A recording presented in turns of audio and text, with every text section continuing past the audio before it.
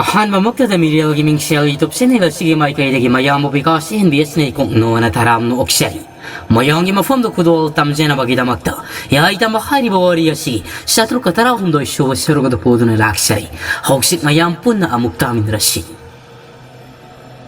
ꯅꯨꯃꯤꯠꯁꯤꯒꯤ ꯅꯨꯃꯤꯗꯥꯡ ꯃꯝꯅ ꯊꯦꯡꯂꯕ ꯃꯇꯝꯅꯤ ꯅꯥꯀꯜ ꯑꯃꯔꯣꯝꯗꯅ ꯀꯝꯗꯧꯔꯤ ꯅꯣꯡꯆꯨꯞ ꯃꯥꯏꯀꯩ ꯉꯥꯛꯇꯨꯅ ꯂꯩꯔꯤꯕ ꯑꯃꯥꯏꯕ ꯇꯣꯂꯦꯟ ꯑꯗꯣ ꯃꯁꯥꯅꯤꯄꯥ ꯊꯋꯥꯏ ꯂꯥꯛꯄꯗꯨꯒ ꯁꯅꯥ ꯀꯣꯅꯨꯡ ꯑꯗꯨꯒꯤ ꯃꯅꯨꯡꯗ ꯍꯝꯗꯨꯅ ꯂꯩꯔꯤ ꯂꯣꯁꯤ ꯑꯃꯗꯤ ꯁꯤꯡ ꯃꯅꯨ ꯂꯥꯡꯂꯦꯅ ꯅꯨꯃꯤꯗꯥꯡ ꯑꯁꯤꯒꯤ ꯆꯥꯅ ꯊꯛꯅꯕ ꯁꯤꯜ ꯂꯥꯡꯂꯤ ꯃꯆꯥꯅꯤꯄꯥ ꯊꯋꯥꯏ ꯂꯥꯛꯄꯅ ꯑꯃꯥꯏꯕ ꯇꯣꯂꯦꯟꯕꯨ ꯌꯦꯡꯅ ꯑꯁꯨꯝꯅ ꯍꯪꯂꯛꯂꯝꯃꯤ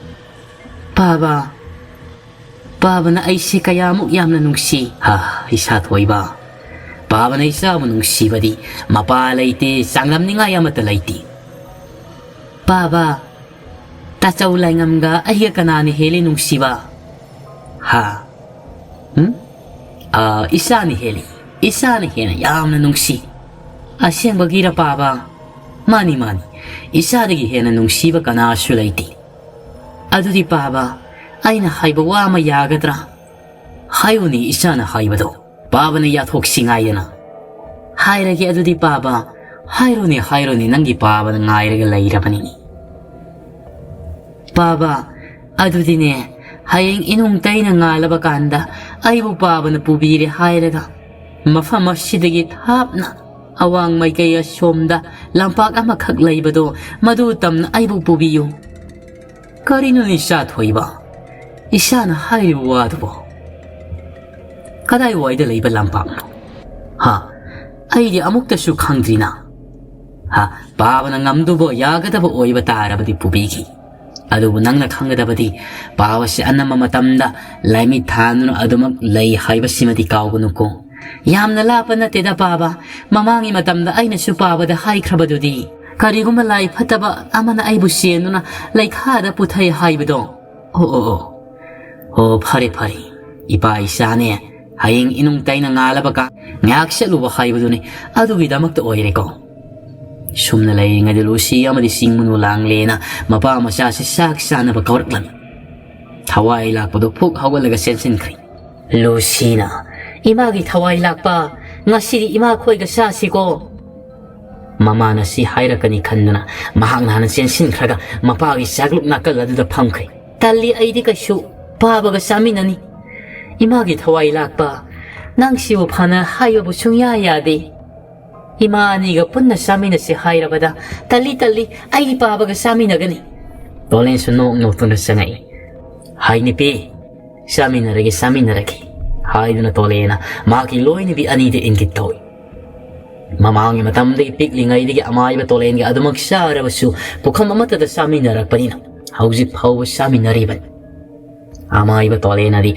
마샤니파 타와이 락바시가 싹부 컴 아마타다 싸미나바시 kuina makha tana saminawa yarak aroi haidana khangbadagi saminadribani maramdi mahak hauksi matik mayai kallaba tarang marangi mapu mureng sing saragi mapu oiriba yakai haibagi maramda tattana mahak laimi thalagi yenglibani masasi tarang marang amala toina laibanina mahaki masada tinyet lai lebagumna lairibasi masani pa thawai lakpada lanara katra haidana mahakna sakpu khamamada saminaba pamdribani ta sengna hairagadi masanipa thawai lakpasi matik maya yamna kanba angangam oibanina tarang marangda adumak khongni naduna leiriba yakai haibagi maramda amaiba tolenaga toina laimi thalagi yengmanina maki masasi da masing masul naiba amadi adumak loinaribani sabata ko punu matamda masanipa thawai lakpasi kariguma madugi matik maya idu sangsin khrabadi angang ioi oiba makai masanipa thawai lakpasi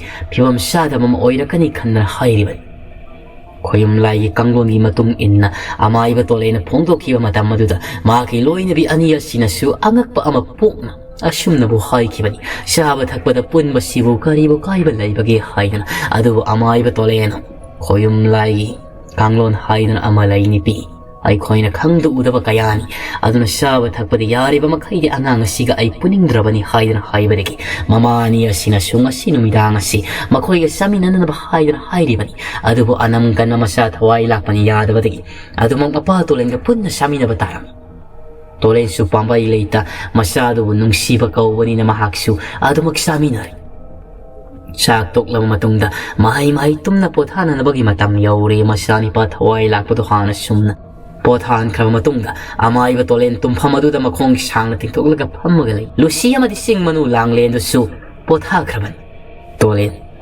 ꯈꯨꯗꯛ ꯑꯁꯤꯗ ꯃꯍꯥꯛ ꯋꯥꯈꯜ ꯑꯃꯈꯛ ꯂꯥꯛꯏ ꯑꯩꯒꯤ ꯏꯁꯥꯁꯤ ꯍꯟꯗꯛꯇꯤ ꯅꯤꯡꯈꯣꯛ ꯑꯩꯅ ꯂꯥꯏꯃꯤꯠ ꯊꯥꯜꯂꯒ ꯌꯦꯡꯂꯨꯕ ꯃꯇꯝꯗꯁꯨ ꯃꯃꯤ ꯁꯥꯕꯤ ꯑꯣꯏꯅ ꯈꯣꯌꯨꯝ ꯐꯠꯇ꯭ꯔꯕ ꯌꯥꯏ ꯇꯝꯕꯒꯤ ꯁꯪꯒꯣꯡ ꯁꯕꯥꯟ ꯍꯦꯛ ꯎꯔꯤꯕꯁꯤꯅ ꯀꯝꯗꯧꯔꯤꯕꯅꯣ ꯑꯩꯅ ꯇꯝꯊꯤꯕ ꯃꯑꯣꯡ ꯃꯇꯧ ꯑꯃꯗ ꯍꯥꯠꯈ꯭ꯔꯕ ꯃꯍꯥꯛꯅ ꯀꯔꯤꯒꯤꯗꯃꯛ ꯑꯩꯅ ꯂꯥꯏꯃꯤꯠ ꯊꯥꯜꯂꯒ ꯌꯦꯡꯕ ꯃꯇꯝꯗ ꯍꯦꯛ ꯆꯪꯁꯤꯜꯂꯛꯂꯤꯕ ꯑꯗꯨꯒ ꯅꯨꯃꯤꯠ ꯆꯪ ꯀꯌꯥꯅꯤꯒꯤ ꯃꯃꯥꯡꯗ ꯌꯣꯠꯀꯤ ꯇꯥꯕ ꯃꯅꯨꯡꯗ ꯌꯥꯎꯔꯤꯕ ꯂꯥꯏꯒꯤ ꯂꯥꯏꯔꯤꯛ ꯑꯗꯨ ꯐꯥꯛꯊꯣꯛꯂꯒ ꯌꯦꯡꯂꯨꯕ ꯃꯇꯝꯗ ꯃꯍꯥꯛꯀꯤ ꯃꯔꯝꯗ ꯉꯥꯛꯇ ꯃꯌꯦꯛ ꯃꯀꯣꯏꯁꯤꯡ ꯑꯗꯨ ꯆꯣꯡꯊꯣꯔꯛꯂꯒ ꯑꯩꯉꯣꯟꯗ ꯀꯔꯦꯝ ꯀꯊꯥꯏꯅꯕꯒꯨꯝ ꯇꯧꯔꯔꯤꯕ ꯑꯩꯅ ꯁꯤꯡꯅꯔꯤꯕꯁꯤ ꯆꯨꯝꯒꯗꯧꯔꯤꯕ꯭ꯔꯥ ꯑꯩꯒꯤ ꯐꯝꯗꯒꯤ ꯃꯇꯤꯛ ꯃꯌꯥꯏ ꯂꯩꯔꯕ ꯈꯣꯌꯨꯝ ꯂꯥꯏꯒꯤ ꯌꯥꯏ ꯇꯝꯕꯒꯤ ꯂꯥꯏꯔꯤꯛ ꯑꯗꯨꯗꯤ ꯃꯐꯝ ꯈꯪꯗꯨꯅ ꯂꯩꯈ꯭ꯔꯕꯅꯤ ꯀꯅꯥꯒꯨꯝꯕ ꯀꯔꯤꯒꯨꯝꯕ ꯑꯃꯅ ꯌꯥꯏ ꯇꯝꯕꯒꯤ ꯂꯥꯏꯔꯤꯛ ꯑꯗꯨꯕꯨ ꯐꯥꯛꯊꯣꯛꯂꯦ ꯍꯥꯏꯔꯒ ꯄꯥꯍꯩꯗ꯭ꯔꯕ ꯃꯌꯦꯛꯁꯤꯡ ꯑꯗꯨ ꯄꯥꯔꯨꯗꯨꯅ ꯃꯗꯨꯗꯒꯤ ꯅꯍꯧꯅꯅ ꯑꯃꯨꯛ ꯁꯥꯐꯣꯡꯂꯛꯂꯝꯂꯕꯗꯤ ꯇꯣꯂꯦꯟ ꯇꯨ ꯈꯪꯁꯨꯡ ꯃꯗꯨ ꯑꯣꯏꯊꯣꯛꯇꯕꯅꯤꯗ ꯑꯩꯒꯤ ꯂꯥꯏꯔꯤꯛ ꯑꯗꯨ ꯃꯐꯝ ꯑꯃꯗ ꯅꯣꯡꯈꯥꯡꯒꯤ ꯆꯥꯏꯅ ꯂꯩꯔꯨꯔꯕꯗꯒꯤ ꯁꯨꯡꯁꯣꯏ ꯁꯣꯏꯗꯅ ꯉꯁꯤ ꯂꯩꯔꯤꯕ ꯃꯤꯔꯝꯂꯦꯟ ꯑꯁꯤꯗꯒꯤ ꯃꯪꯂꯝꯕꯁꯨ ꯌꯥꯏ ꯂꯥꯏꯔꯤꯛ ꯑꯗꯨꯒꯤ ꯃꯔꯝꯗ ꯑꯩꯅ ꯂꯥꯏꯃꯤꯠ ꯊꯥꯜꯂꯒ ꯌꯦꯡꯂꯕꯁꯨ ꯐꯤꯖꯪ ꯑꯃꯨꯕ ꯀꯌꯥꯅ ꯈꯥꯖꯤꯟꯈꯤꯕꯅ ꯃꯗꯨꯒꯤ ꯃꯔꯝꯗ ꯑꯩꯅ ꯉꯁꯤ ꯐꯥꯎꯕ ꯌꯦꯡꯗꯨꯅ ꯎꯕ ꯉꯝꯗ꯭ꯔꯤꯕꯅꯤ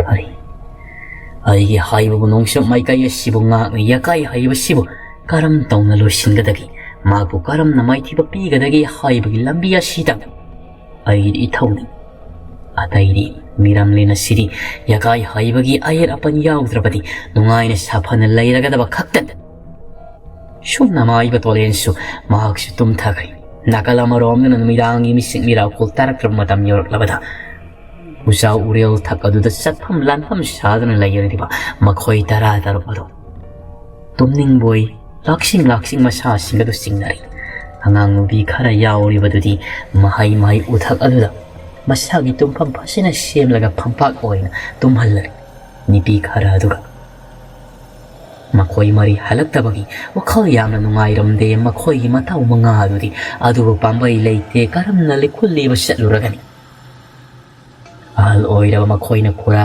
ꯀꯧꯔꯤꯕ ꯅꯤꯄꯥ ꯑꯁꯤꯗꯤ ꯉꯁꯥꯏ ꯐꯝꯈꯤꯕ ꯎꯁꯥꯒꯤ ꯃꯁꯥ ꯀꯥꯔꯛ ꯑꯗꯨꯗ ꯐꯝꯗꯨꯅ ꯑꯗꯨꯃꯛ ꯑꯀꯤꯕ ꯑꯃꯒ ꯂꯣꯏꯅꯅ ꯎꯈꯥꯗꯣꯝꯗ ꯌꯦꯡꯗꯨꯅ ꯂꯩꯔꯤꯕꯅꯤ ꯃꯈꯣꯏꯅ ꯂꯩꯔꯤꯕ ꯎꯊꯛ ꯑꯁꯤ ꯐꯅꯌꯥꯝꯅ ꯋꯥꯡ ꯆꯥꯎꯔ ꯎ ꯄꯥꯝꯕꯤꯁꯤꯡ ꯑꯁꯤꯒꯤ ꯃꯌꯥꯏ ꯃꯄꯥ ꯂꯥꯟꯊꯠ ꯃꯇꯣꯟꯔꯣꯝꯗ ꯑꯩꯅ ꯉꯥꯛꯇ ꯂꯩꯕꯅꯤ ꯃꯈꯥꯗꯣꯝꯗ ꯃꯌꯦꯛ ꯁꯦꯡꯅ ꯎꯕ ꯐꯪꯗ꯭ꯔꯦ ꯑꯍꯤꯡꯒꯤ ꯃꯇꯝꯒ ꯑꯣꯏꯕꯅꯤꯅ ꯑꯍꯜ ꯑꯗꯨꯒꯤ ꯃꯅꯥꯛꯇ ꯅꯤꯄꯥ ꯅꯍꯥ ꯑꯃ ꯆꯪꯁꯤꯜꯂꯒ ꯇꯥꯗ ꯃꯇꯝꯁꯤ ꯊꯦꯡꯂꯦ ꯇꯨꯝꯅꯅꯕ ꯇꯧꯔꯁꯤꯗꯅ ꯅꯨꯄꯤ ꯑꯉꯥꯡꯁꯤꯡꯗꯤ ꯄꯨꯝꯅ ꯇꯨꯝꯅꯈ꯭ꯔꯕꯅꯤ ꯈ꯭ꯔꯣꯛ ꯅꯥꯈꯣꯛꯂꯤꯕꯁꯤ ꯇꯥꯗꯁꯨ ꯑꯍꯜꯒꯤ ꯃꯇꯝꯒ ꯑꯣꯏꯔꯕꯅꯤ ꯏꯁꯥ ꯋꯥꯔꯤꯅꯤ ꯀꯔꯤꯒꯤ ꯑꯗꯨ ꯃꯛꯁꯤꯟꯅ ꯂꯩꯔꯤꯕꯅꯣ ꯇꯨꯝꯃꯁꯤ ꯂꯥꯛꯑꯣꯗꯅ ꯇꯥꯗ ꯑꯍꯜ ꯑꯗꯨꯅ ꯏꯅꯥꯎ ꯏꯕꯨꯡꯉꯣ ꯑꯩꯅ ꯃꯌꯥꯝ ꯑꯁꯤꯒꯤ ꯑꯍꯜ ꯑꯣꯏꯔꯤꯕꯅꯤꯅ ꯏꯁꯥꯁꯦ ꯇꯨꯝꯕ ꯌꯥꯔꯤ ꯅꯍꯥꯜ ꯏꯃꯥꯡꯃꯛꯇꯗ ꯌꯥꯏ ꯇꯝꯕꯒꯤ ꯇꯝꯊꯤꯔꯕ ꯈꯨꯆꯨ ꯊꯥꯡꯂꯦꯟ ꯑꯗꯨꯅ ꯇꯨꯀꯠ ꯀꯛꯅ ꯍꯥꯠꯈꯤꯕꯁꯤꯡ ꯑꯗꯨ ꯏꯃꯤꯠꯇꯕꯨ ꯎꯔꯛꯂꯤ ꯁꯨꯝꯅ ꯑꯍꯜ ꯑꯁꯤꯅ ꯋꯥꯈꯜ ꯑꯣꯏꯍꯧꯔꯨꯗꯕꯒꯤ ꯃꯁꯤꯜꯗ ꯌꯥꯏꯇꯃ ꯄꯟꯈꯤꯕꯗꯨꯒ ꯃꯄꯥ ꯆꯥꯅꯅ ꯃꯈꯣꯏꯒꯤ ꯑꯁꯤꯗꯒꯤ ꯈꯔꯗꯤ ꯂꯥꯞꯊꯣꯛꯅ ꯁꯒꯣꯜ ꯑꯃꯅ ꯍꯧꯅ ꯈꯣꯡꯂꯛꯄꯒꯤ ꯃꯈꯣꯜ ꯑꯃꯈꯛ ꯇꯥꯈꯤ ꯃꯈꯣꯏꯁꯤꯡ ꯆꯞ ꯂꯦꯞꯄꯤ ꯇꯨꯝꯊꯅꯔꯨꯕ ꯅꯨꯄꯤꯁꯤꯡ ꯑꯗꯨꯁꯨ ꯃꯃꯤꯠ ꯃꯅꯥ ꯈꯪꯁꯤꯡ ꯑꯉꯥꯡ ꯑꯗꯨꯁꯨ ꯃꯉꯥꯏꯔꯦ ꯀꯞꯄꯤ ꯇꯧꯏ ꯅꯨꯄꯤ ꯑꯗꯨꯅ ꯃꯁꯥꯒꯤ ꯃꯆꯤꯜ ꯑꯗꯨ ꯃꯦꯜꯂꯝ ꯇꯨꯃꯤꯟꯅ ꯂꯩꯈ꯭ꯔꯤ ꯍꯪ ꯄꯜꯍꯩꯗꯕ ꯅꯨꯃꯤꯗꯥꯡꯁꯤꯗ ꯄꯜꯂꯨꯔꯦ ꯑꯩꯕꯨ ꯉꯥꯛꯄꯤꯒꯅꯤ ꯍꯪ ꯈꯣꯌꯨꯝ ꯂꯥꯏ ꯇꯤꯟ ꯄꯨꯝꯅꯃꯛ ꯃꯅꯥ ꯄꯪꯕ ꯑꯣꯏꯔꯁꯅꯨ ꯍꯪ ꯍꯥꯏꯅ ꯁꯣꯜꯂꯤ ꯃꯗꯨꯗꯒꯤ ꯑꯍꯜ ꯑꯗꯨꯁꯨ ꯇꯨꯝꯐꯝ ꯑꯗꯨꯗ ꯆꯪꯅ ꯎꯅ ꯐꯝꯄꯥꯛ ꯀꯌꯥ ꯁꯥꯔꯤꯕꯗꯨꯗ ꯇꯨꯝꯂꯝ ꯃꯇꯝ ꯑꯁꯤꯗ ꯈꯪꯍꯧꯗꯅ ꯈꯤꯇꯪ ꯂꯥꯞꯊꯣꯛꯄ ꯃꯐꯝ ꯑꯃꯗꯒꯤ ꯁꯒꯣꯜ ꯑꯃꯅ ꯈꯨꯔꯨꯞ ꯊꯥꯗꯅ ꯃꯈꯣꯏꯒꯤ ꯃꯥꯏꯀꯩ ꯇꯝꯅ ꯊꯧꯔꯛꯄꯒꯤ ꯃꯈꯣꯜ ꯑꯃꯈꯛ ꯇꯥꯈꯤ ꯑꯗꯨꯕꯨ ꯃꯈꯣꯏꯁꯤꯡꯗꯣ ꯄꯨꯝꯅ ꯇꯨꯝꯅꯕ ꯍꯧꯔꯛꯂꯕꯅꯤನ ꯃꯗꯨꯗ ꯊꯣꯏꯅ ꯅꯥꯆꯨꯡꯂꯨꯗ꯭ꯔꯤ ꯎꯊꯛ ꯑꯗꯨꯅꯒ ꯂꯥꯞꯅ ꯂꯩꯕꯅꯤꯅ ꯑꯍꯜ ꯑꯗꯨ ꯈꯛꯇꯅꯤ ꯃꯁꯥꯗꯨ ꯀꯤꯔꯨꯝ ꯂꯩꯔꯤꯕ ꯍꯌꯦꯡ ꯏꯅꯤꯡ ꯇꯩꯅ ꯉꯥꯜꯂꯕꯗꯤ ꯃꯐꯝ ꯑꯁꯤ ꯊꯥꯗꯣꯛꯅ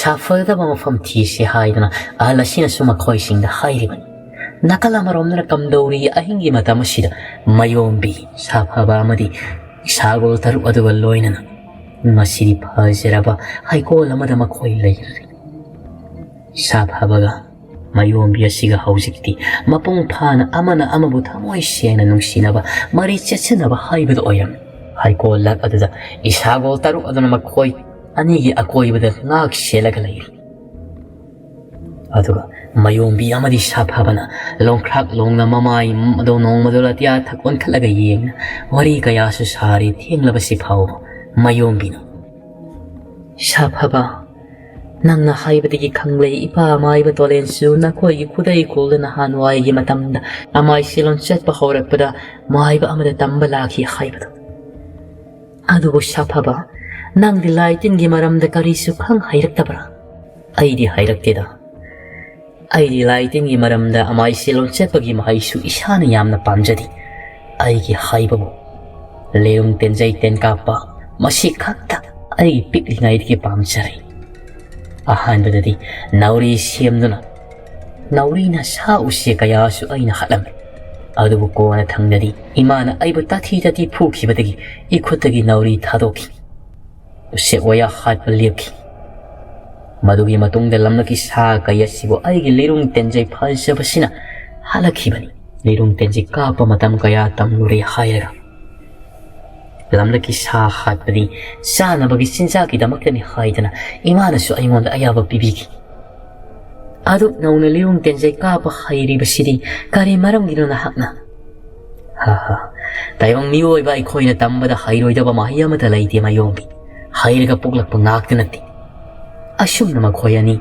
wari sanari ngai mata masida isago makhoyani ki akoi brangak selamba ama puglawna hogatlaga rang rang haina nong dolatia thak adom da paikakri makhoyani aphinga phai oina hogatlaga yengle sago lasina paikakri basi makhoyna karigumba shamil khara phangbadagi singnaraduna numidangi mata masida nong dolatia thakna paikakle hairega haipao kaya pik thana horaba umanga sige akoi bida kari kari leibagi haidani yengiba sa usiek singdi mau sadagi hauna kariguma khodong thininga gi masak oiraklaba natragan kariguma thodok ama thogakadabagi mau orabadi makhoina hana khangba ngammi haibada madudi isa gola du khangawna pai tharakle makhoini gi manakta adugi ingi pirai khudakta makhoi gi mathak asida tongkhala haidana khangawdana makhoi singadu isagol ani da phan chongkhanakre sagol singadu mafum asida panthana lainingdraduna nodulatia thakta urang lawana paikhatkre ek paikhat khibaga wana shepa miyoi kayana makhoina lairi mafum asida lirung tenjai sinba thumna kablakhiba adu makhoina paikhat khibana han khibana amata palhauthri wana shepa singsu mafum asigi anakwa mafum kayada lai saur ba kairel kai jauduna makhoi gi mi masing thingam na hat khi batudagi kairel kai jaudu bu tana bani haidana una shil makhoi kang mafam da sandok laga lai khi batudagi mafam asigi manak to su yor khi bani adubu kairel kai jaudu makhoi na matung tana badu de lep khrabani tayong mioi bu machinjak oina saba kang oi bani na mioi bagi manil khol phangbada makhoi na su ngap na tendal lakhi mayombi amadi saphaba nodolatia thakudigi makhadi yangthaba matamda makhoina leiram libadugi akhoibada makhuta mainam paire hairega mi gumba kayana kosilak libado makhoi ani na suram sum ahingi matamasida makhoi ani bo haplaga pairak le hairega hausi kadai waida puraki haibu wahai kayana mapung phana palaba o mangadugi mai kai tamna purakli numidang ahingi matamado phaniamna hausin khrabri mapumasi yorakpadari mayombi amadi saphaba isagol ani adugi mathaga tumlam mafumadu yaurabada makhoina enkit pidru makhoi ani hawdoklam makhoi ani su umang ukhungadu de sanglaga ang makha tana tum thakri isagol taruk adru ngak selam ahingi matamasida mai kayamarom dana amukam dawriba makhoi kuldo khutpu waina lakhi bado hawjikti singyagi thieladuda makhoi pakhaloi kaiwoi sharega lainadabani haidana sem sariban ahingi matamasida makhoi miyamgi ningthau oibani pado tapna haugalakli tumlambadagi masado masing masol naina makhyasu krakraksi wakhaldasu asumna khalli makhutta masa semi mahagasu numituda aibu khatkri haidana thangsang thangakhiba Penti, ay nasa amang bitagta, nang mga si ay ngi mata masida kayaw gi haibadu hingo. Kang nanira sa iso. Diba, mapuroy ba ito na? Ay na mahakin nupida piramudri ba sa iti nga sina. Mapunsisok pa ito sa ngawanan kang nawa kalay na oy nila kaulasin. Ay gianing mapapangtok ang mihay na. Makoy miyami si tatok lang nagay. Sat ki ba na pay? Ay na, pat kidrabaning tawodo yung hawag. Aduga, masyado ka tuminaribi. Mawodo yung may kaitam na tapna-tapna na. Pakalway kayo'y kalaga hipanina. Mawa mani masama koya ni kak mafamamada tumli. At ay ni pasing na mafamafam na tumlang. Tapna, ning tawodo lag samik ay hayag. Numitutan na masilda ngang tokri ba ito na. Maki matwaya di kan biyo. Pum na magpungak biyo hay na hay. Aduga ayang gimata masida mahak na tawag libat lam sa asinikarin. Masa tumli ba ito? Mahay na tumli ba ni na krokok na kangloroy hay ba ito kang maduday kudakta. Ning tawodo. Maki saram sa tilisat ado. Sat pahawra ka daw. Tumli ba ni bido. Masin na ito kan na mensali hay na. Ayang gimata masida. Mahak na saram sa chat na ba kan no naram. Ni piye do mahang masin na manatola to kapana na kan na mensin kibe to na maram oirega ning sa shor hon mangam daba de ilek thakra boy sumna ni piye si mahang saram chat chat pahor ko mata masida anga nga do suma pa shana na mikap kham thok tholak pada lairam liba phibam do u ima hairang ang kan na lawi madudi ni pa sing matang hugun rakton samak kamatam dadi makhoi ne nga pi khraba saram chat chat paning thawo sina tawram liba do u da Kudakta ning tawodo mayamado na shoro lagdo na singkal. Mapuroy ba oy ba dito makyak krak singna ning tawo sibo. Amok ka hena tamti na purag. Hana puki bagi sa inakol kokriban. Masagi mafum kudi makta dakam layriban. Tap tayo na puri hayraga. Mapuroy ba sinapelak tabadagi. Pangsanga do lawri hayraga. Ning tawo sige makot makong loy na makudakta tubat kakala. Makhong makutsi nga do pulak kaklaba matamda. Ning tawodo, ngahak tang di say nakakol na ngaw na kung itaro maro ol. Anayro'y Maria do siya hawalaga, pambaylay na ning tawodo biyeng nagalay. Kangila pa daw! Nahagpo, aniso pa ponsi mapog mapibi do na, ngakpi do na dalak, liba, ay giloy na biyasiwa nang na. Saram sa tsak na ba honaram laba. Kangari na nangwa na sak na say na do ngahak hango. Kana sukan mangamna nang nangakana sali to kai ta na ay nakatok laga naman kami na makana sulaita sumda ni piya so masyado na ising tada na mamisingat na bakot na rin ni piya na hek mamisingat baga ni pado na kangauda taro maro oli maning tawodogi mangak to syop lao na kakiban amok ki kuya na tukat tatpag piking pring kauram naga ado mag siyay Ay hindi matamda, ay loy na biya sina. Yahorak pa nga ay nag-awas ay nakangalaga ng mukha laban. Karaka na ning tawagi manayro'y maritolo. Nakoy gining tawagi asiba haksang. Macet chega ay nagasa kinabagi damakta. Ay koy na layri ba siginak na ba umang dalang tolo so ay nga si magtata. Natrabadi, nakoy mari sumihat sa manana ay nahatkan. Sumna, aresyo lay traba asaw pa rin na sa itang lubagi na magtang. Wakal tila ba puksil piklabaning tawo sina. Mahang, ni piyoy bigi izan mga nabako na rambado dagi. Mapuroy pa ito nagkudakta makong makut palap kakataga. Mga pawagkak na miko asila taray na hatok lang. Hayo gatawa kamanayro'y Maria dun anak umanga do dalang tokhiram. Makata ba da ni pasin. Oy Maria do so tap tayo pudarang. Nakoy hayeng nung alaka matamda. Ay koya sibu tadok lamlaga. Sana ako nung odogi may kaitam na sakki ka naman. Makoy di maro marisuk hangda banina. Kari hay riba no hay di handagi ni pasin hay riba do may yaksing na kang mga mundi. Makoy su kaji di may daylo na si kang riba.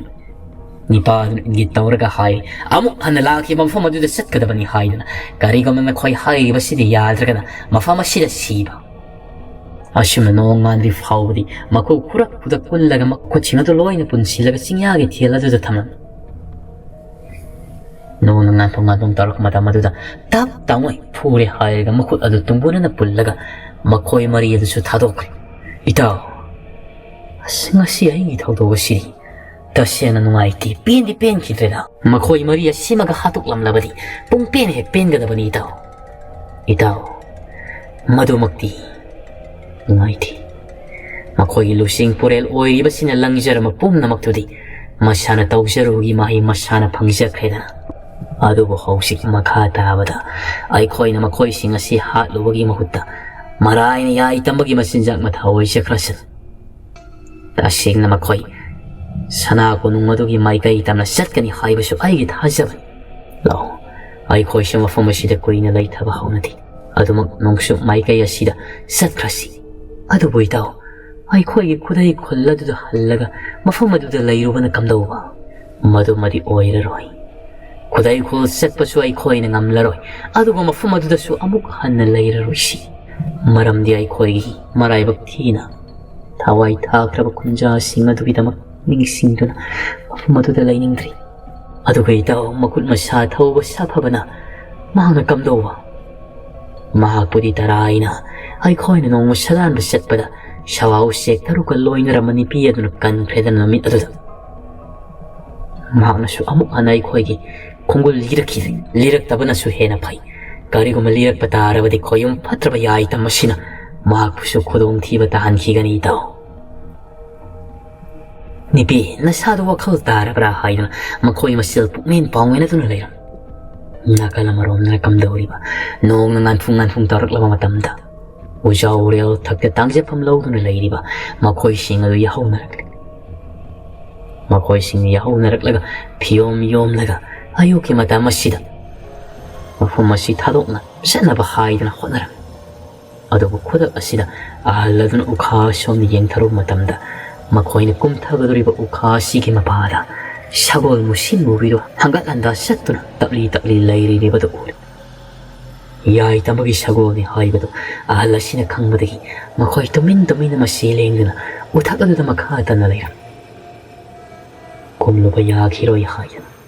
Nakalamarom na amukam daw riba. Sana ako ni ayu yan laangan masida. Nung po may kaya syom dagi. Koro hana mahang likala ka mata masida. Lai nga madong makeup thorakli. Mamisin ko. Lai pari ya gadi nganta na mamlingay digi hawgat li hayraga. Lai pong syari ba duda. Mahak na hanay yawro doon na mating pangsin na ba ni hay doon sat kaban. Lai ngam na hawgalak pa da. Makiloy na bi amari manayo bi singa doon hawgat doon na. Ayaw kay taba ingkang singloy siya doon na layrang. Lai ngam wala na matangang di. Ngarang sumakiloy na bi at siga onsin na raga. Pumuyin pamumay na kitaban. Kaya kay jaw doon ting naraklaga. Oirak kiba, ngang narakkiba singa dogi maramda su, kanada su tamdri. Laingam su ayu asira masa singduk li hayraga, kanada su hayram bataklam batauda, makoy laibong sari badugi lampak mayayda, ifut paure hayri bado, madu yen na bagi na magtalaglam. Ifut ato mahak yen lubu matamdari, mahaki masa si tusong kiban. Kangli madudi, ifut asi kaday waidigi paurak libano hay bado.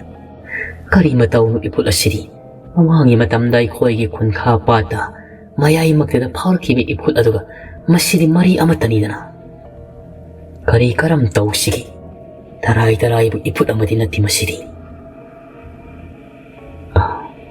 itaw lay pari iput asina koy kana sumanak nagsinasang ko ay koy na kun ka pat isip matamda ising adumak tan na iput paul kiba do madugi iput adugi marin ni masidi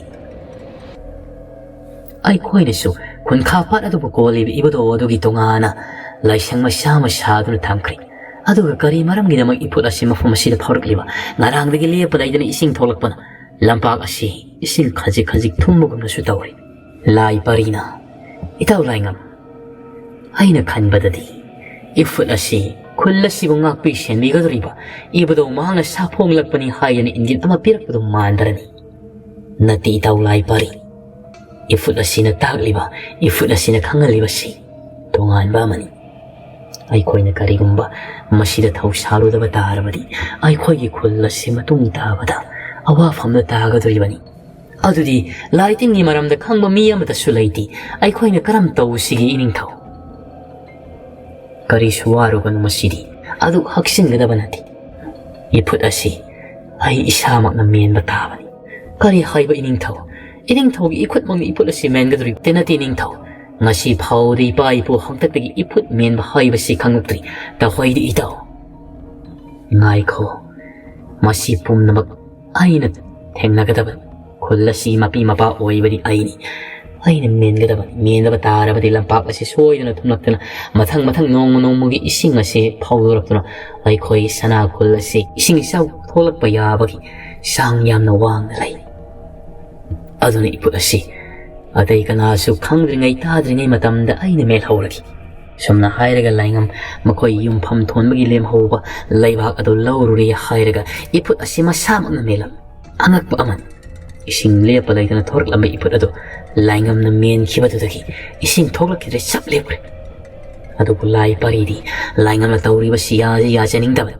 इफुट Memba हायबसि दा होइबा थबक नते हायदना अदुबु लाइंगमना नमदना तौखिबदु पांबै लैतमा हाक्सु मियाम लाइबुंग असि सेमगत छगतनबा ओखोंग युमखतना होनरिबदुदा माक्सु मतेंग पांगसिनबा यावरम अदुबु लाइंगमनि इफुट असि main खिबा मतमदा मसागी होइदवदु इफुन फुंजन खिबगुम तौख्रबनि लाइंगम मसाना खंगजेद्रबसु होयौ पांद्रबनि लाइंगम हौसिक्ति होइदवदु shop मानबा लैते मानबा उनसाना पुको कुपसनख्रबनि लाइंगमसु इफुट असि मेलबनि सादना करिसु तौररोय ममांगी इसिंग इफुट पुफ्रीदु फावरखिबदसु महां लैतुम अहुम मक्रांग कांथुंगना लंगलगा इफुट इसिंग थिंखिबनि मदुनि मसिगी इफुट असि मेनबा ताबनि खन्ना मेनखिबनि मसिनतनसु अतोप पांबै लाइंगंगी मफमदसु लैरमदि इफुट असिबु इसिंग थोरकलिबसिबु खगन्नबा अमदि लाई ताइनबा मारामदुनसु लाइंगमना तौरिबनि मतमदि लेपा लैतना सत्खिबना नुमिसु कोक्तो वायरका मतम अमरोमदना कमदौरी उखा कुमथाबा ngamduna leirama makhoi sing adu nungsana sagalakka matamda khanguduna sagol adu mangkhri madudagi makhoi mari ukhadudagi kumtharaklaga arisu khudong thiba yauduna mafam asidagi yariba makhai lapthok haunaba haidana makhoi tara manga adu awang mai kai pang adu maksatkhira ashomdana amu kamdauriba purel khundan पुरेल खुलगी खुलाकपा मनीगे मफमदा सिंगसांग लान ngambiyaduna kupthana tamle mangna sariba nahan makai hawe haiduna sakai sadangai maduta saruriba sinjak adugi karamna thawba mahangna thengrakpa aduga khulladugi khulakpugi arotpa singado loinamak tamle mapurayo manida madu tarubada manige masadu khoyam khoi saunurami karigumbadasu mahangna matau sanuriba misak adubu hatokningba amasu phauram मसी खक्ता सुनतना मनीना सुखंगली हौसिक्ति साग सारक लबनीना असेंग among अदु खंग सारक लबनीना मनीगे मसादा अना महासुब लैरमबदो खजी कोरक लबनी नान मखै अंगांग मंग्रा गुमलबा हार गुमलबदु सारुब मतमदुदा मसादुदि अना महासु खिदबनी साका सुक्सा सादा मखै साबा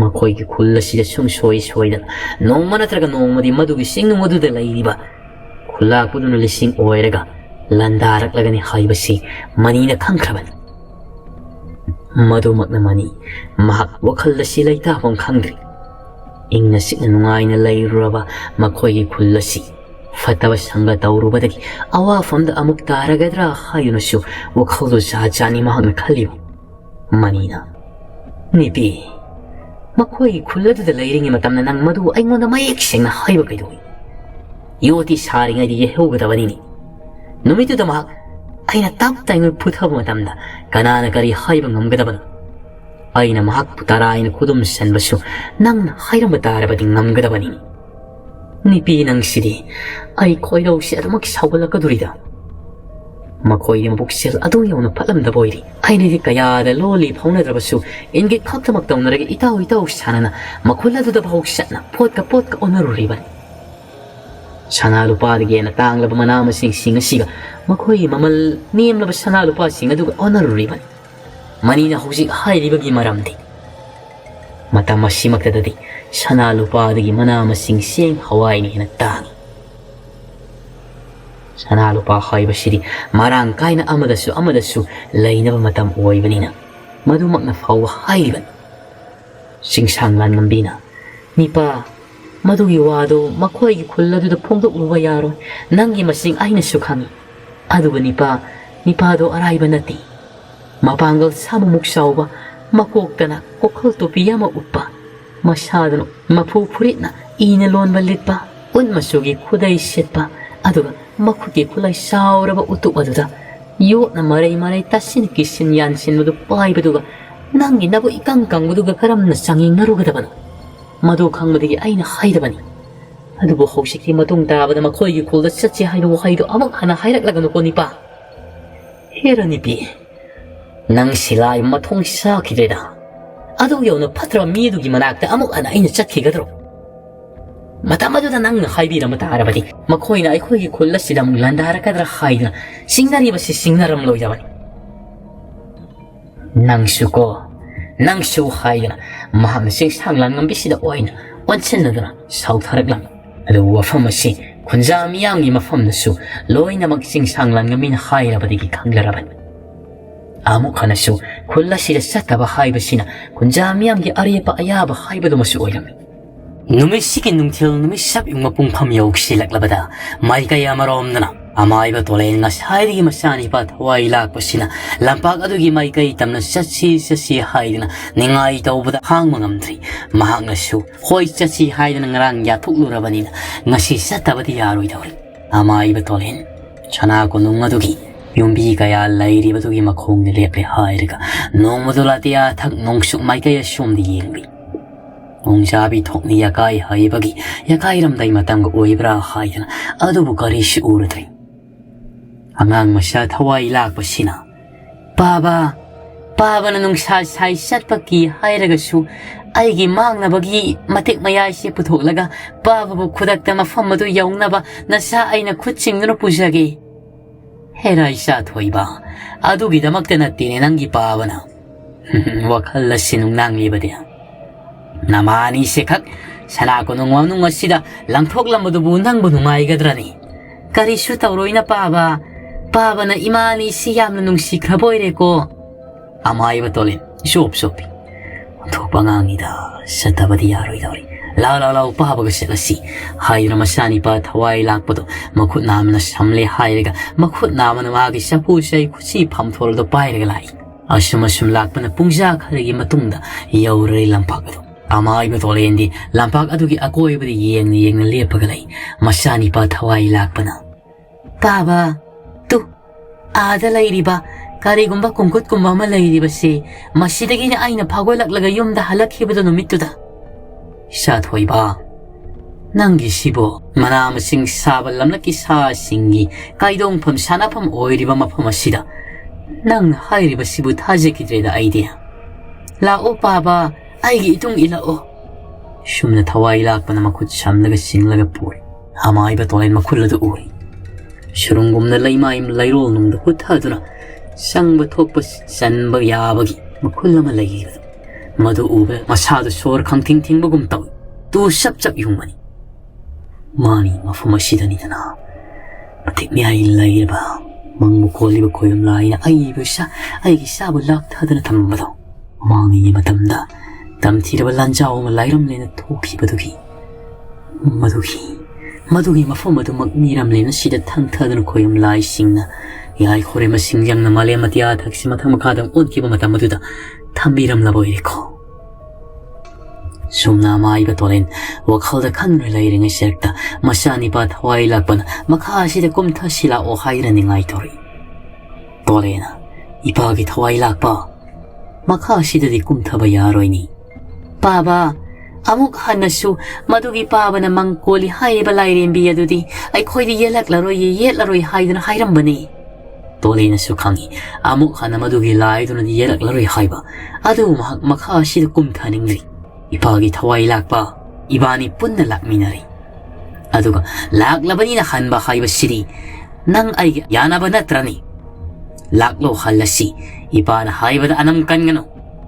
Masani pa taway lakbawa makatabang ngam kidri mamay non tadunulay. Amay ba tolay na masado patlaw na pangkalihay tunayang na makut naman na sa pusay kusi pamtono payraga para sana ko nung imay kaitam na satkirami. Ado ba tolay niya mabuk nung nadikali masani pa taway lakba siyaw drawa matam na amuk tang di mafumasida laki giya hayan. Asum na Numi singum tari ni hausin kri. Maiba tolen su ngasi phawdi mak shalamdi. Chana ko nungadu dagi hentoktana laimi thana. Yakai haibagi maramdi yenga. Nakalamarom purel koldasu hausik phawdi makhoi yengnaba oikraba kolgi khulakpadu amadi mioi sing amatana landarakri. Aduga amarom mayombi amadi shaphabadusu wai kayana palaba umangadu damak laini. Shaphabadu ningsing numisingum kayani yasikap liban. Kudai kulladu lairing matam mafamasidaga makhoina satan ba uhayoy hek palakiba singadu ningsingna. Aduga amarom Kudai kungi kunja suyauna makhoi tara mangado mafamadu digi asum satkibani. Karaida satkike haibu nungsu mai kaya som taibang mioi bataba kullamatang lairamadi kanna satkri. Aduga makhoina ningthaugi manai oiriba mariado chana ko nunggi mai kai tamna selu haina haikibado makhoina su kayada panglibano. Makhoi matungda lapna mioi sing aduna inaraga yeklamnagani khalladuna tapna lakpana numi singum tarini asida chana ko nungadu da yauna makhoi maridu kiti kromna chana ko nungadu sangna lotna lairam. Aduga amaromna uthakta tangise phamlauduna lairamba makhoi taraga tarugadasu mafam saba yaga ama yengna adumak laikraban. Adugo numi singum tarini matungda chana ko nungasidadi laingamgi masada ahoma kaya mafangami. Maki khoidau punjin kiba amadi maki mana ko ngasisu khara yai khat kiba gom laingam masi mana tapang bagum phaurak Maki loina bi apishana gi mafamdadi I khoidau punjin kri haibo famasi laingam na hauji phauba haidukri. Mana asi yai khalak liba aduga ningsa sor hon bada phauba sor saning tan hon mangam dibasi kari maram gino haidun apang laingam adudi hauji phauba khangdri. Iful ado mention kibadagi madugi fall oina pamak libani haibadu. Lai pari aduna kan hotna badagi amadi konjani pa singaduga loina na hausikti makhoina saba loirari yumthak kadaba khakta ngai maye ge yumthak hana kupnaba hotna badu yumthak asi kupnaba I amadi saru lai kidabana makhoi laimai makhoi nong singi pibam yenglaga nong tarak loidebagi maong matau khanglat badagi phaglang singa si khajenna Wai Tashan Kri, Laibungado. Matakuk with a bit among Ireland. Ayu Ashira, lying on Madu Pamela to the Pamlega, Wakalamadu Unglagalay, Hanuva al Hanu Hanagum. Manalo Tapang Shelabanina. Lai Pari of the soup, Mark Shatluri Hire Laibung Shari Batuda, Matudagi Halaklaga, lying on Gimanak of Hamlega. Lying on the Muhana, Waikaya Shana Bohone, Adu lying on Gimanakong Sia had given, Lai Pari and Angli with Taramti. Itaw Lai Pari. Nakola do kaya matapli ba do bukari gino kara hugot nangang ba kayo ba gini ha kamdawari ba no kangdi ining thaw lai ngamasi handak manay kakri ba sibo ining thaw tabira bro o tare adumay na hayo tana ining thaw ay khoi gi lai bunga si kup na ba sharu iya do karom digi thiga da ba no hayo ba do ining thaw ga tasok ta sin taw na si ay dun hairi ba nini itaw lai pari adugi damak tadi Mungsu mai kaya som sa lagadi pangleroy. Akha sa labasu nupok sa labasu pangleroy. Ha, ay koi lokshap lairam libasi hausik ti sa manalay ti mana na pumjin kredana. Awa nga somda. Hara sa lagay yung lubatabani. Ado buhay koi na kanga dabadi. Kunjani pa single loy na ragasat kuduribanina. Makoy na di kanglagani. Layo irabay iyay koi yung takop libasi gumadi. Lelak pa yadi ko. Paragani ining tao. Nanayay ko nga si nung sana niyam taraka matamadu da sa laga yengzero kiki. Hay na lai pariso hay puklaw na hot kri. Onto panida ko manasig yakat kri. Karam tawli manu kangdi iru mai taja badaga manadagi ising sang kri manu kangli hay bani. Laingam su asom da manado tapang yay sila banina. Masyado ipang pangsin magum na sutawra. Abi sinado na su, imong damanay rubising na tong takli baduyin na mga asitaw asitong salo maki apa matil ko sing lo khairam. Kajik tagi makoy sana ko la si hausikti nungay bimarang kay basabat ko wata ba khay bado oirak laban. Mapung phana laingam na mien kiba numito tagi ipul adu su hausik phau wala kidraban. Laingam mahaki masasi tumin na adu magpamatara basu. Masasi amug gising law ko masutawri. Manasi pangsinbada natana maki haksangi inri pumnamak asi khara khajik ahongba kaya di laklabani laingamsi. Koyo mapa ipun punjin kibasina maram oiraga taibang miyoiba haibadu oibanina. Anam maha isu gumna laingamsi taurami. Adubu laingamsu achama miya madinati masagi matik miyay adu magkaradi yawbanina mapangal asi pudokna ayuk yanda angan mada hagwatli hairaga mamlingayrigi. Sumanga sida sena songna mag haksang sajal sarit sara kaya su tamlibani tawlibani umang takalibani tawbadu mahakna laibong sari ba mafam lampak adugi mayayri put adu melubu numitudagi amok hana laibong saba asumdadi satludai masasi satning daba haina daba pawbu na maram oiraga adamdi adu magliya palaitana satki namasigi nungtil matam yauksilakpada may kaya marom na amukam dawriba amay ba tolen ngasiri mahak Numit karanigi mamangda masani pa thawai lakpaga satluriba mafam aduda satuna yengi haina wakal na sidileplam maki loina bi anida kupna senakrabani thawai lakpa sinongthilgi matamda ai laiti haiba khanganna na khoina adumak seksinna senaduna anganga siga no khedna laigadabani ko haida numisap yungu matamasida amaiba tolena do laklam mafam adu ngahaki matungde yawri ahoba surunga tu lairi badu panchong tharaklam chapu sei khochi phamthola tu gi mangal khar oi pungam ga lairam madu uda amai batolen masado nena ta bugum taw numisimung kayani simasibu yenging gayak pa akoi badu sana ko nunga masaw na lairi badu chat ni sana ko numadu gi mayaida mi poloi khibagi saru polang kaya sulaiba mang oin sisinnaram madu su amai batolai na uram mama ngai ki matam dadi khoyum lai sing asisu asiba haibadu laiba sani ko lai na lai hat pasungam mi haibadu masini dana taibang mi oi bigi saru sayang gumna sana ko numasigi mayai maktida poloi khibagum lairiba wang sauraba mitam ni dana siri masigi mitam masida wang sharo mitam ni dana mani khoyum lai ni masiri maki akan ba misaya malai kibanina ma nungna sawa mitam ona lai rakhiban adugo maki masada setlariba maki masada tholariba pijol singa siri aseng pijol ngaktani masasina nung olaga nungi mitam sana laira rabasu amai batolen kudakta wang sauraba nipa amagi saung saban oina lairam liba makuta songoi pai makut namana thangsang paiba amu fijol na laitiengba safilan pi setna lairam liba do fijol ado mahangna tapna lauthokli fijol ado mahangna mitana yeni khoyum lai matik lairaba fijol ni masigi fijol ase aigi sara thona aina karigomba yeknaba ama lambana batarabadi yeknabadu matik miyai fana kallabasu aibadi mahakna maithiba piba ngamlaroi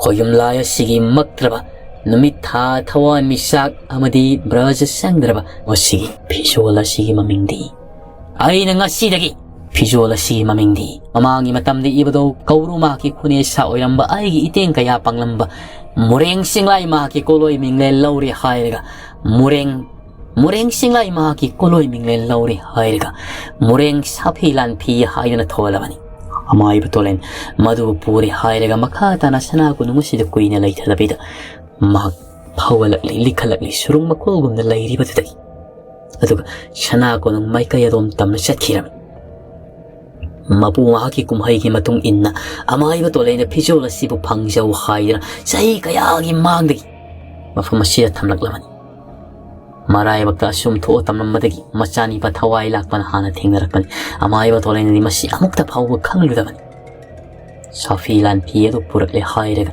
maksana ko nung maduda maki pukai rangai lairi badugi manung atangi kanglu laigi lairik yot ki tabong nung laigi lairik lairi badugi nakal da phachani yana thamlam duga amai batolen kongrai chena phamlaga laimi thalaga amuk yengba hokri yakai haibagi maramda tarai ba khoyum laya mathina tabanina mahang hek matik meyai laiba yakai haiba waiti ba piba ngamba khulaya ma lairi haiduna su sama yung yaba ngamdi mahang miram lena sida gau thaba sing thaba ngamda bagi 누미시기 능틀기 능샤하이 타락그 마탐다 마이카이 아마롬드나 샤나 콜더니 라잉암기 모ong matong ipangpang sinbasid abisina sinasu mapuroy basibo kay darobano hayan na wakal di kan makuirak laban.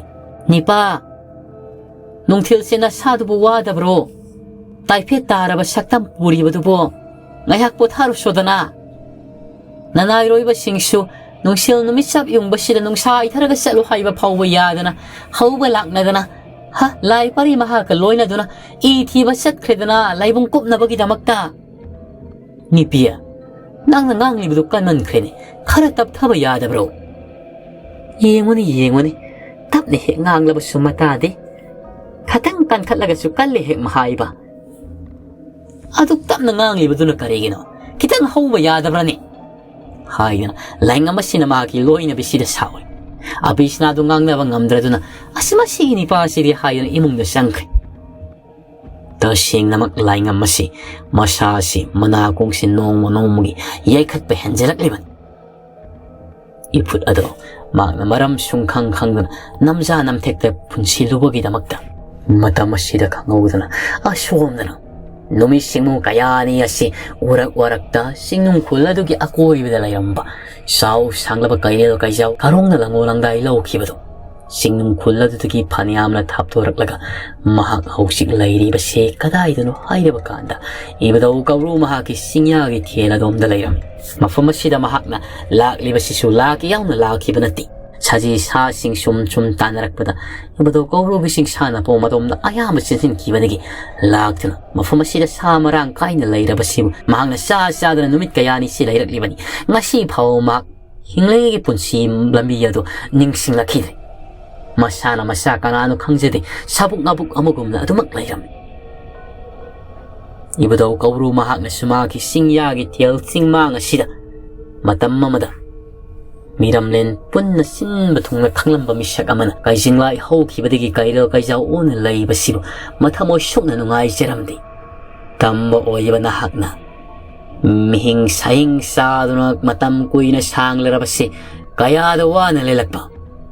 Naray bagtiba na nanggi punsigi tangkakta asum tuo hay na tamana nakikang na sang na ba imong manung nanayro yung mari matapom na magnanang musikri hay na laikri nangi mataw mga ampaw ba nakiloy na binapangtok paloy kri aduga nahang na sida tapang lamlaki kayril kay sao mo o na layra diba matamgi kong lay mahang na sukang sano Nagisum matam hay ba to siyang soy na yawarkani. Kang mataba ni kang bang ammo ko tamba o ay ba kailil ka siya ulangon ba Karong matiti sina song na amok shoot haro maro o na singyagi lang pakto da sanari. Matama sida kang uwa na karong iwakal na sida o na toy na taro maro sanaram badagi. Mahang na miwoy ba oy ningegi mikup amakag kang ningning siya na ami. Karang mamikup ning singake hayo matamda. Nahanuay masano piya pisan piklingay matam. Makiloy na bi simla madi mahak na masano piya pisanana. Mangwala do sin sung na sana siya ba to. Makoy anina nakal da. Lay hayga. Ipagi sa toy bi asom da sila u. Imagi sa toy bi asom da sila u haydan. Lang na pana sana kipa do ning singlakban. Ning singlo mikupta. Haung na roba daw do mamitagi mapis oro sintay. Ado mo mikop ado ning singli hayo na siyo.